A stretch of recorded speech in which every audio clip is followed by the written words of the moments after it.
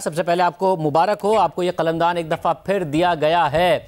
फाजूई साहब, आपका वाज़ेह मौक़िफ़ रहा है रियासती रिट के हवाले से, मोनोपोली ऑफ वायलेंस के हवाले से। आप समझते हैं कि जिस तरीके से अभी ने कलअदम करार दिया गया है और डिज़ोल्व करने का प्रोसेस शुरू किया गया है, तो मसला ये है कि ये कलअदम हो गए हैं मगर एक सियासी जमात हैं, असेंबलियों में इनके अराकीन भी मौजूद हैं जो लेजिस्लेशन में हिस्सा ले सकते हैं, इसके अलावा ये इलेक्शन में हिस्सा ले सकते हैं। तो रियासत ने माजी में नेक्टा की रिपोर्ट आ गई, सुप्रीम कोर्ट का फैसला आ गया, बार बार देर की, इनसे मुआहदे होते रहे। अब से 4 महीने पहले एक और मुआहदा हो गया फ्रांसीसी सफीर के हवाले से, मामला पार्लियामेंट में लाने के हवाले से, फिर इन्होंने इतनी वायलेंस कर दी। तो ये एक वैक्यूम क्रिएट हो गया कि कलअदम है मगर डिसॉल्व करने में टाइम लगेगा। रियासत को जल्दी एक्ट करना चाहिए था, रियासत और हुकूमत को। देखिए शायद बात यह है कि माजी की तो खैर क्या ही बात करें, अगर हम माजी पे जाएंगे तो फिर तो गलतियां इतनी हैं कि आपको मालूम है कि हम पूरा साल आपका प्रोग्राम इन्हीं गलतियों पर ही कर सकते हैं जो हमसे हुई। उसको गलतियां कहिए या क्रुएलिटी ऑफ जियोग्राफी कहिए, और भी बड़े फैक्टर हैं, और आपने खुद उस पर बहुत आपकी नज़र है। सो और बहुत सारे जो आपके प्रोग्राम लोग देखते हैं उनकी बहुत नज़र है। सो माजी की तो गलतियों पे तो कोई शुबा ही नहीं है, और उसकी वजह से ही तो मामला इस नहज पे पहुंचे हैं कि आज 587 हमारे पुलिस के जवान जो हैं वो ज़ख्मी हैं, 247 जो हैं वो क्रिटिकली ज़ख्मी हैं, और 4 शहीद हो गए। कैसे को रियासत इस किस्म का रवैया बर्दाश्त ही कर सकती है? और आपकी बात बिल्कुल ठीक है कि इनको प्रिस्क्राइब करने में, इनको बैन करने में जल्दी होनी चाहिए, लेकिन हमारा जो आर्टिकल 17 है आइन का, उसका एक प्रोसेस है, उसमें कम से कम 15 दिन का आपको जो है वो टाइम भी देना पड़ता है, और फैसला हतमी जो है वो रिव्यू बोर्ड का होता है। तो ये प्रोसेस है, लीगल प्रोसेसेस जो हैं ज़ाहिर है उनको जेपरडाइज नहीं किया जा सकता। असूली तौर के ऊपर मैं आपकी बात से इत्तफाक करता हूँ, लेकिन ज़ाहिर है कि आइनी और कानूनी प्रोसेस जो है उसको अडॉप्ट करना है। अच्छा, मगर साथ में मुझे ये बताएगा कि अब इस मामले को रियासत ने भी और सियासत ने भी सियासत के लिए इस्तेमाल किया है, और मैं आपसे ये सवाल इसलिए कर रहा हूं कि 2018 में जब नफरत अंगेज़ी अपने उरूज पर थी, आपका इलेक्शन क्लोज था, मगर आपने मजहबी नफरत अंगेज़ी को इस्तेमाल नहीं किया, मगर आपकी जमात के लोगों की तरफ से बहरहाल किया गया, दूसरी जमातों की तरफ से बहरहाल किया गया।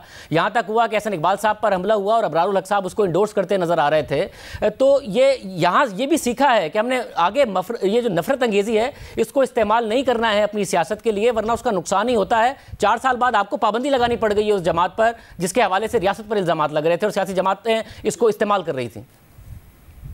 ये नहीं सीखा हमने, अभी भी नहीं सीखा, और अनफॉर्चुनेटली हमारे यहाँ जो हमारे छोटे छोटे मुफाद हैं वो अनफॉर्चुनेटली हमारे जो बड़े तस्वीर है या तस्वुर है या बड़ा मुफाद है उस पर हावी हो जाते हैं, और ज़ाती मुफाद को हम हमेशा तरजीह देते हैं अपने बड़े मुफादात के ऊपर।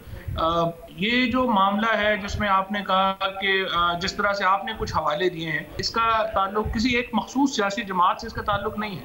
हर सियासी जमात में लोग हैं जो कि आपको मिलेंगे इस तबकात को अपने सियासी फ़ायदे के लिए उनकी हमायत करते हुए। अभी भी अगर आप देखें तो असम्बली के अंदर जब बिल पेश हुआ कम उम्र बच्चियों की शादी का, तो PMLN, पीपल्स पार्टी और PTI तीनों के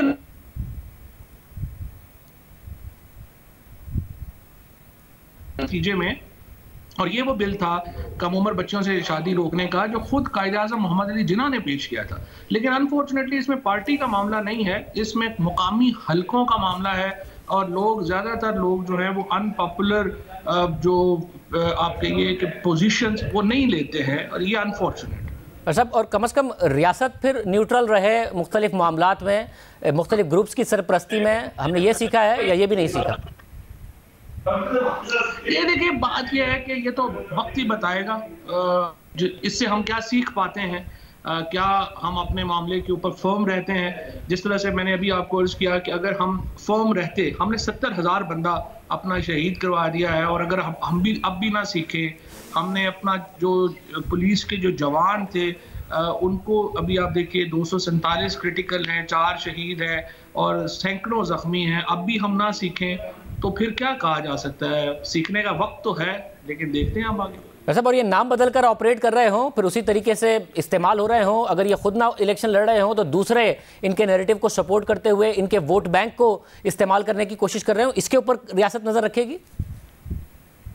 देखिए कि अगर तो सीरियसली जिस तरफ आपने पहले इशारा किया है, अगर तो हम ये फैसला कर लें कि इनको नहीं चलने देना, तो फिर कोई नहीं चलने देगा। और अगर फिर कोई किसी वक्त मुस्तकबिल में किसी को लगा कि नहीं पॉलिटिकल हमारी कन्वीनियंस है, इनको जो है इस्तेमाल करना है, तो फिर वो नाम बदल के फिर भी आ सकते हैं। वो तो एक समझिए ना एग्जीक्यूशन का पार्ट है, अमल का पार्ट है। जो फैसला है वो अभी तो बड़ा ज़बरदस्त पाकिस्तान में ये एक बड़ा गेम चेंजिंग मेरा ख्याल है फैसला है। और आप इत्तेफाक करेंगे कि इतना बड़ा जो फैसला है वो इससे पहले कभी नहीं हुआ। और ये एक तारीख साज मैं समझता हूँ एक मौका है पाकिस्तान में, जहाँ पे हम अपनी जो बहुत माजी की गलत पॉलिसियाँ हैं जिनकी तरफ आप इशारा कर रहे हैं, उनको बदल भी सकते हैं और मुस्तकबिल को संवार भी सकते हैं।